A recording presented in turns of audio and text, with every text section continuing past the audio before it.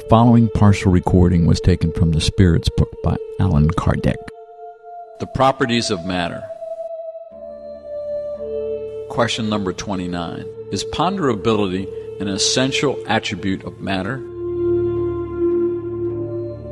Of matter as you understand it, yes, but not of matter considered as the universal fluid.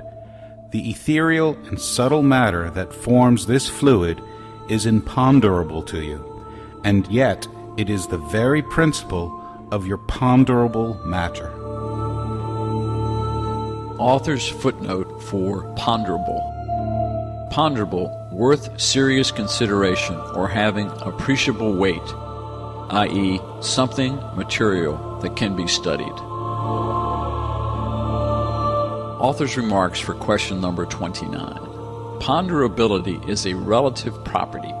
Outside the gravitational pull of the globes, there is no weight, just as there is no up or down. Question number 30. Does matter consist of one or many elements? One single primitive element. The bodies you regard as simple are not true elements, but rather transformations of the one primitive matter. Question number 31. Where do the different properties of matter come from? From the modifications that the elementary molecules undergo as a result of their combining under certain conditions. Question number 32. Then wouldn't flavors, odors, colors, sounds, even the poisonous or healing qualities of certain bodies be no more than modifications of the one and the same primitive substance? Yes, of course, and they only exist due to the disposition of the organs that are meant to perceive them. Author's remarks for question number 32. This principle is proven by the fact that not all people perceive the qualities of objects in the same way. What one person finds tasty, another might find disgusting.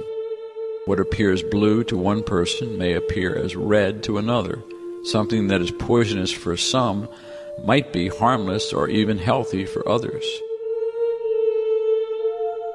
Question number 33. Is the same elementary matter capable of undergoing all possible modifications and acquiring all possible properties? Yes, and this is what you should understand when we say that everything is in everything. Author's footnote to everything is in everything. This principle explains the phenomenon known by all magnetizers, which consist in using willpower to confer very different properties upon any given substance. Water, for instance, a specific flavor, or even the active qualities of other substances. Since there is but one primitive element, and since the properties of different bodies are but modifications of this one element, it follows that the most innocent substance has the same underlying principle as the most harmful substance. Thus, water is made up of 1 part oxygen and 2 parts hydrogen, but becomes corrosive if the proportion of oxygen is doubled. An analogous transformation may be produced through magnetic action directed by the human will. Author's remarks for question number 33. Oxygen, hydrogen, nitrogen, carbon, and all the other elements we consider to be simple are only modifications of the one primitive substance. As it is yet impossible for us to go back to this substance except by thinking about it, the elements truly are elements to us, and without further ado, we can consider them as such until further notice. Sub-question number 33. Doesn't this theory affirm the opinion of those who do not believe in more than only 2 essential properties of matter, force and movement, and who believe that all the other properties are only secondary effects that vary according to the intensity of the force and the direction of the movement? This opinion is correct, but it should also add according to the arrangement of the molecules. This may be seen, for example, in an opaque body that becomes transparent, and vice versa. Question number 34. Do molecules have a defined form? Certainly, molecules have a form, but you are incapable of discerning it. Sub-question number 34. Is this form constant or variable? Constant for the primitive elementary molecules, but variable for the secondary ones, which are only aggregations of the former.